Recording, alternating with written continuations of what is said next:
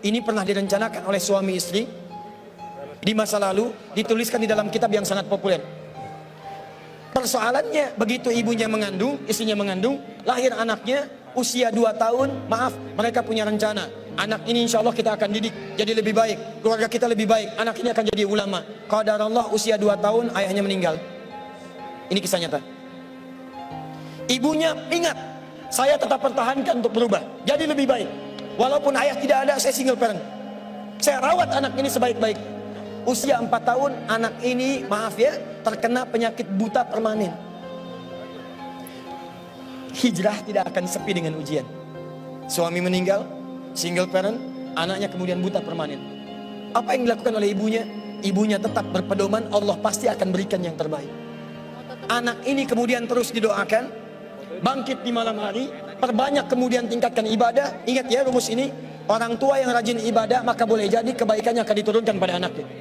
Ibunya yang berdoa, anaknya yang mendapatkan bagiannya. Matanya buta tapi diganti oleh Allah dengan ingatan yang luar biasa.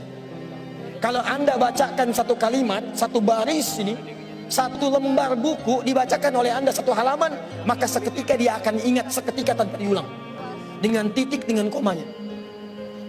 Anak ini kemudian dibawa ke sekolah Al-Quran, dimasukkan talaki ke syekh di sana.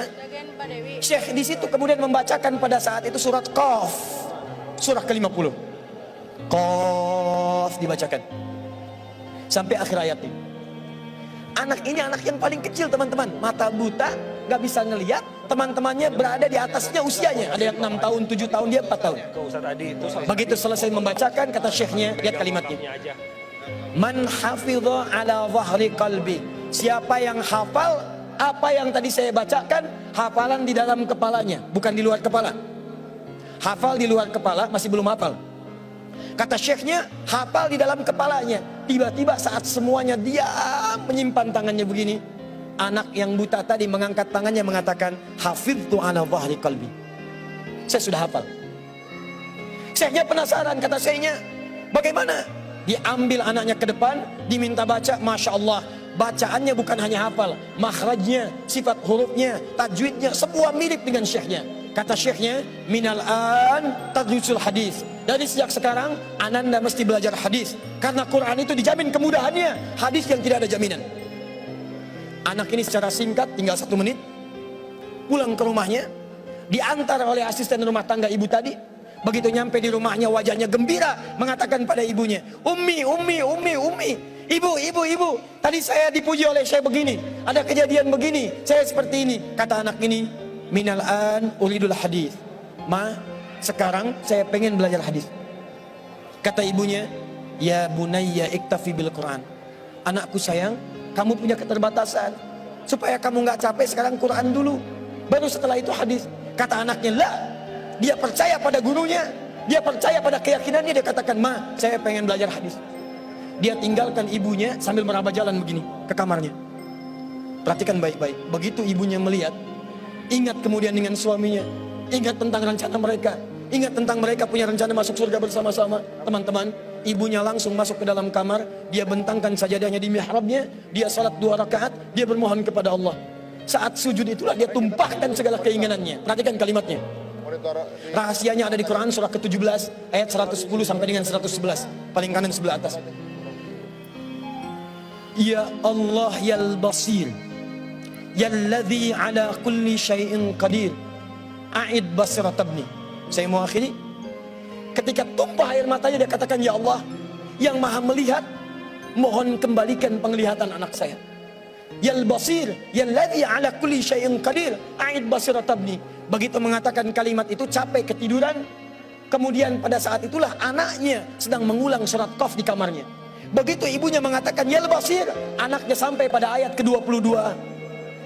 Laqad kunta fi ghaflatin min hadza fakashafna 'anka ghita'aka wa basaruka al-yawma hadid.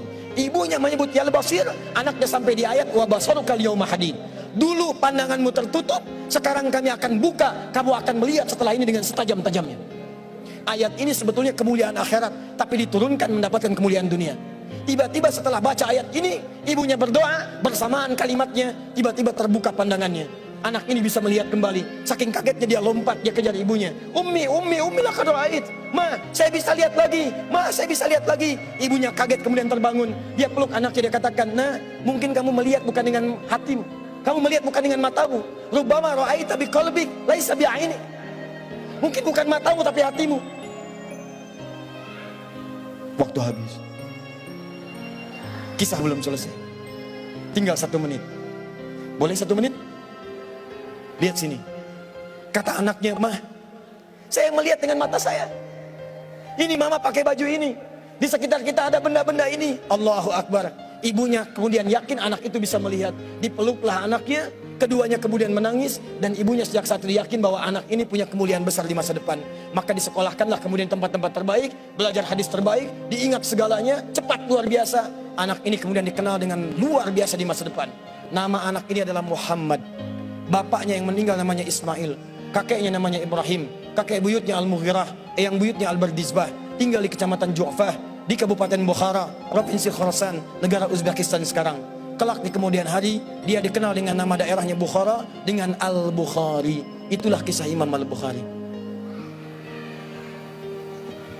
2 orang suami istri yang bersiap merubah hidupnya, diturunkan pada anaknya, dan kemuliaan itu diraih.